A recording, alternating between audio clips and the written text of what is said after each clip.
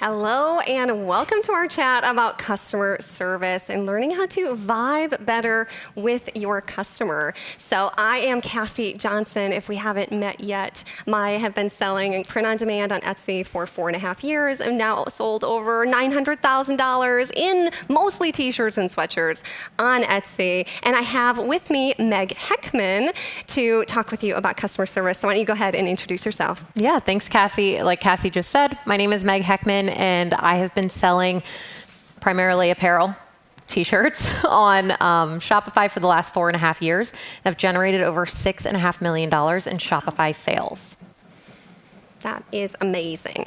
So let's get started and talk about why customer service is actually so important. It's not the sexiest topic. It's not as cool as marketing and sales, so it really does often get overlooked. And it can be really simple to do, but if you do it wrong, it can really hurt your business. So let's go over some tips to get great customer service.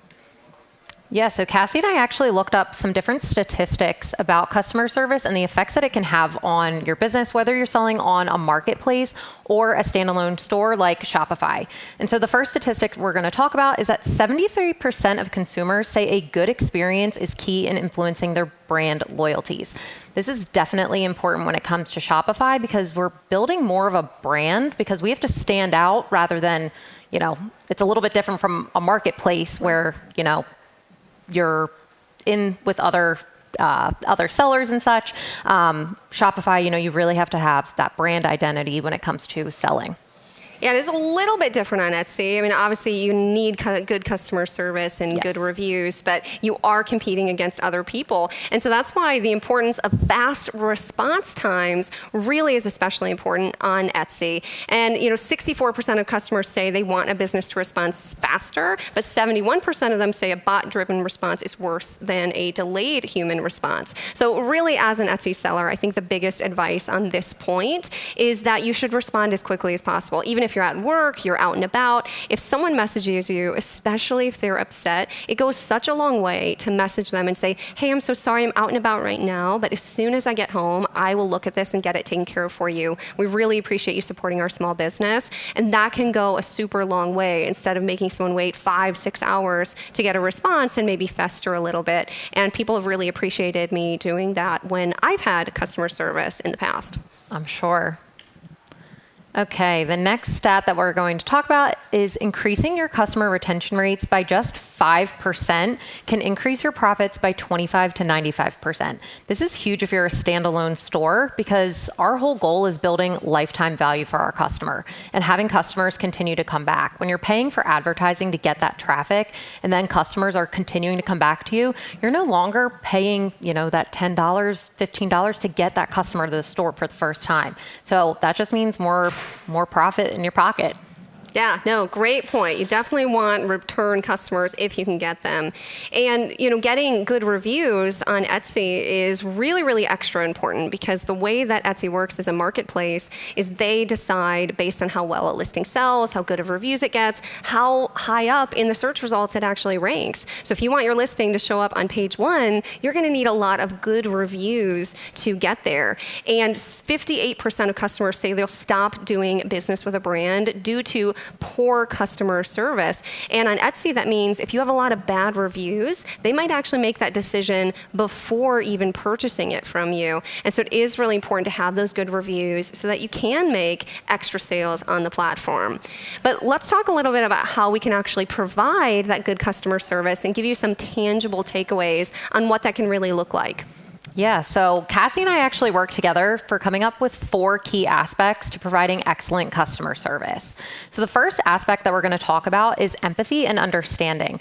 So many times when customers are reaching out to you on a platform, a standalone store, they're typically frustrated for the most part. They either have questions that weren't answered in your description or in your frequently asked questions, or they have a problem with the product. So remembering to, respond with empathy and putting yourself in the customer's shoes is extremely important. A lot of times, it's emotion driven. So taking a step back from maybe the not nicest email that we receive and not responding with the same kind of energy.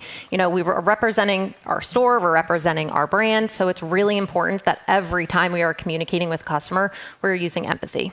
It's hard to not take things personally sometimes, especially if someone's criticizing you, but you never know what someone's going through. So try to be empathetic. But another thing, our second key, is having effective communication. The least amount of times that you can have to go back and forth with a customer, the better. So try to be really clear, really concise, ask them for any information that you need, give them any extra information that you think they might need that they haven't asked for, to make it as seamless and easy of a customer service experience for them, but also for you. You don't want to have to be messaging back and forth all the time. You want it to be a clear, easy conversation. So try and make sure you're just thinking ahead on anything else that they might need or want or that you need, and get that in the message right in the first place to make it really quick and easy. I love that, Cassie.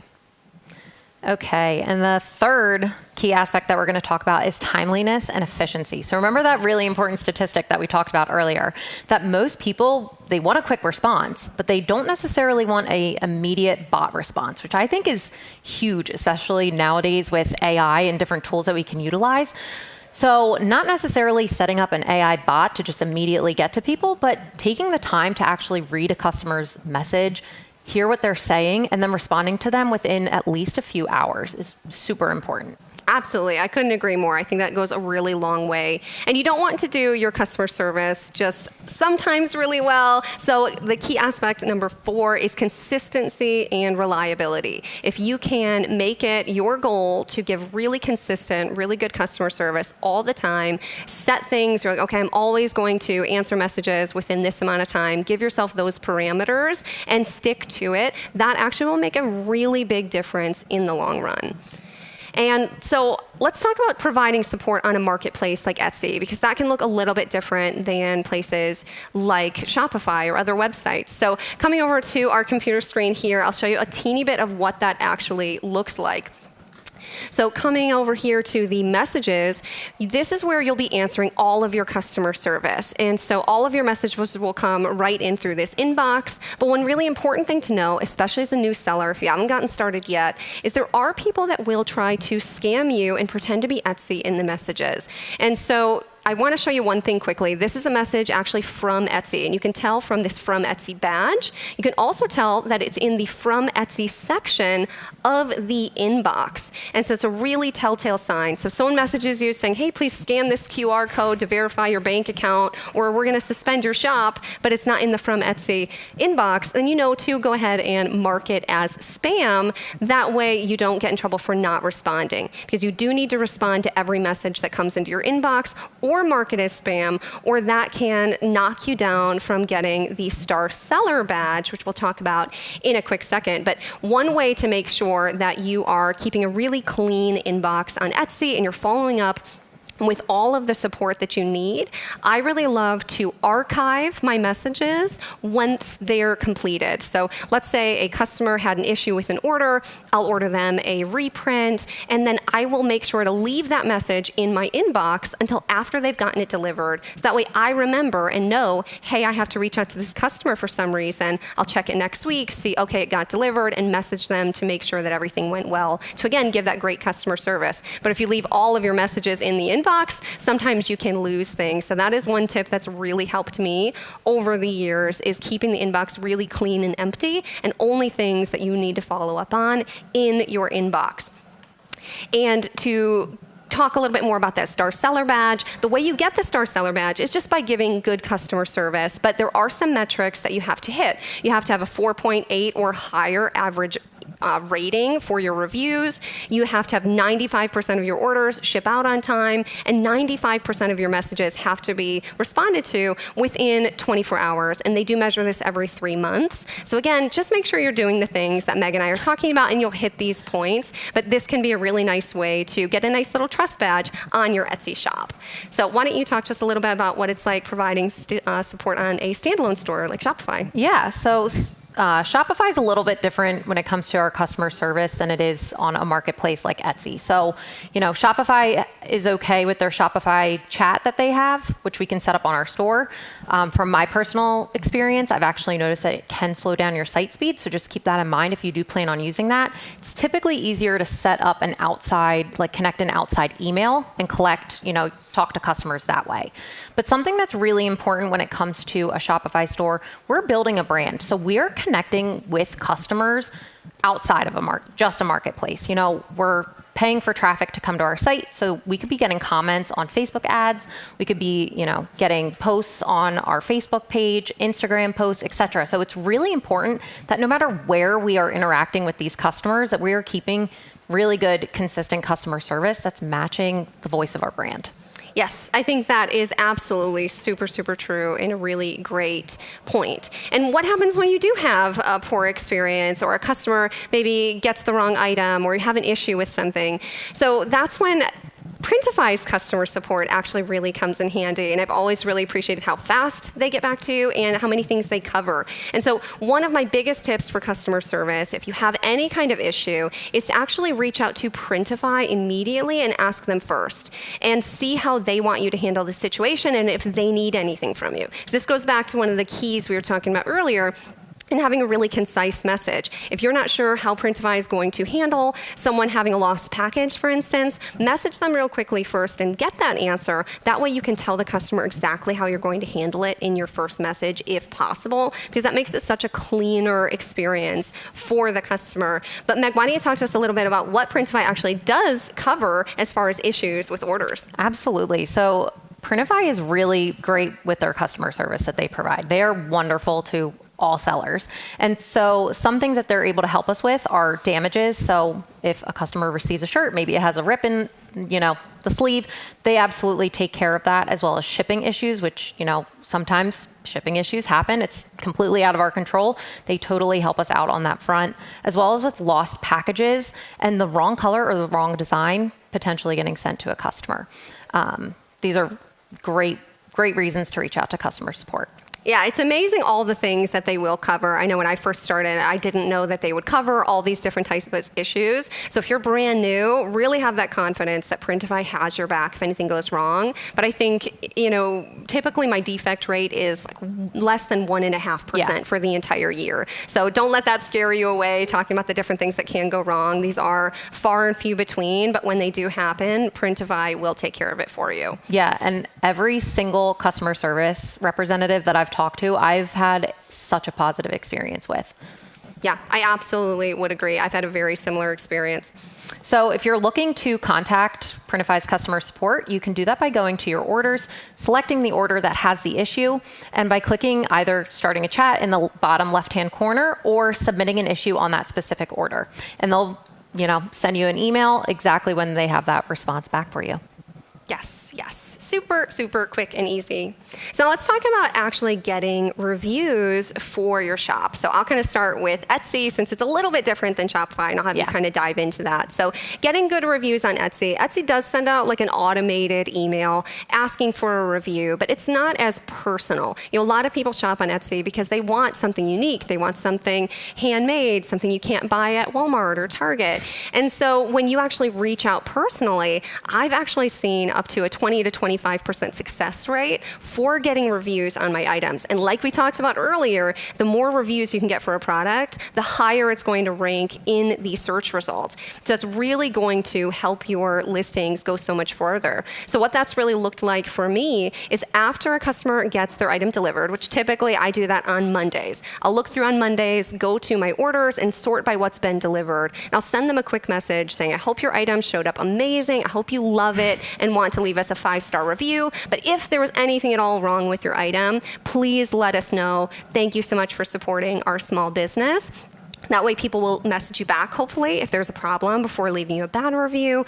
But that, especially the thank you for supporting our small business, I feel like that's the key. Something about that guilts them into be like, oh, okay, I'll leave you a review. And that has been really, really successful for me in getting more reviews for my Etsy shop. But how does that actually work on Shopify? Yeah, Shopify is a little bit different in the way that no one from Shopify is sending out any review requests. So in order for us to collect them, we actually need to set up third-party apps to our store. So 2 great apps that we can use for requesting or asking for reviews are Judge.me as well as Looks. They're very easy to set up with your site, and they automate everything for you. So it'll actually send a message out to your customer, typically 2 weeks after they've received their order or placed their order. And from there, that's pretty much it. The reviews just kind of start rolling in, which is really nice.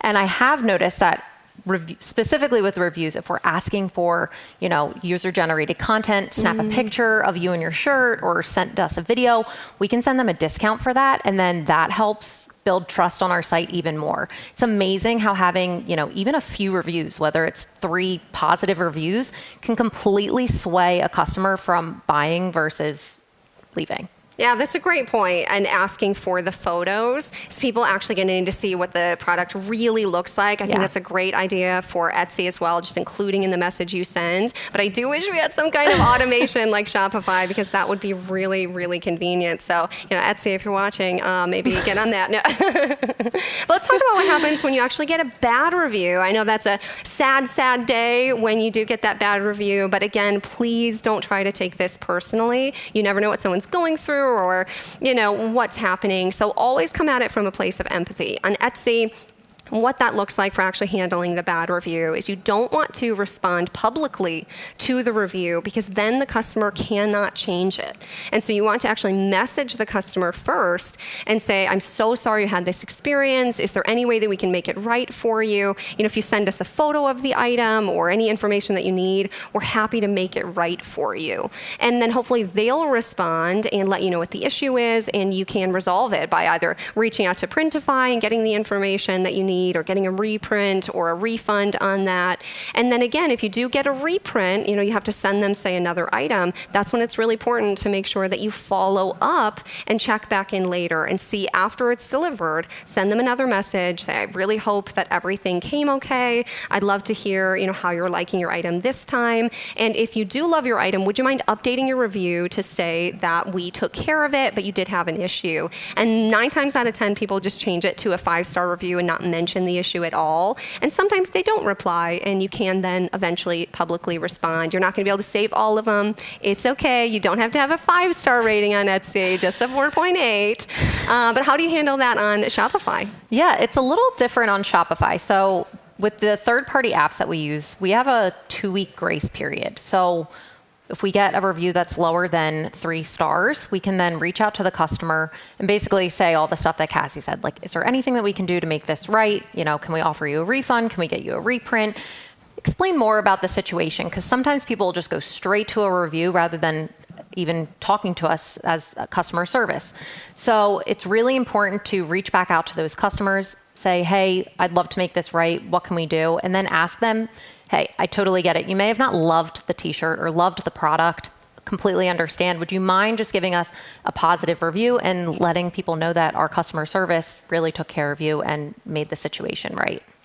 Yeah, no, I think that makes perfect sense. So key takeaways for this talk, I think, is just making sure that you are messaging people back really quickly and that you have clear and concise messages. You're trying to make it a quick and easy interaction with the customer as much as possible. Are there any other key takeaways that you think that you would want to leave our viewers with? Yeah, I think coming into customer service, trying to be as organized as possible. Like, I love how you were telling the little tips and tricks that you use to remember, like, oh, I still need to follow up with this customer. That's huge. So finding whatever system is going to work best for you and staying organized and keeping track of, those customer service tickets. I think that's a huge part of handling it.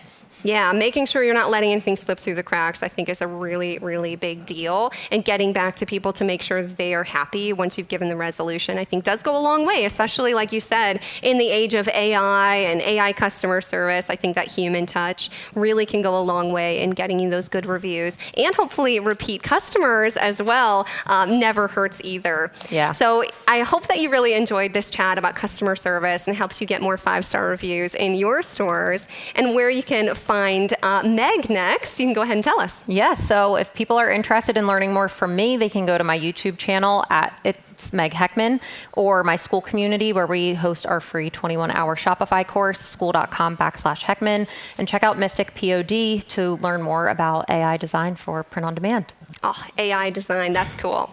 And where you can find me, if you haven't already, my channel is Cassie Johnson, just my name. My website is also just CassieJohnson.com, super easy to remember. That's where I sell things like my course, I sell an income and expense report, and my niche calendar, and then also my new mock-up automation software that's coming out in October at simplylisted.io. So thank you so much for joining us. Feel free to catch us in the Discord after for a Q&A session and to watch What's Up Next.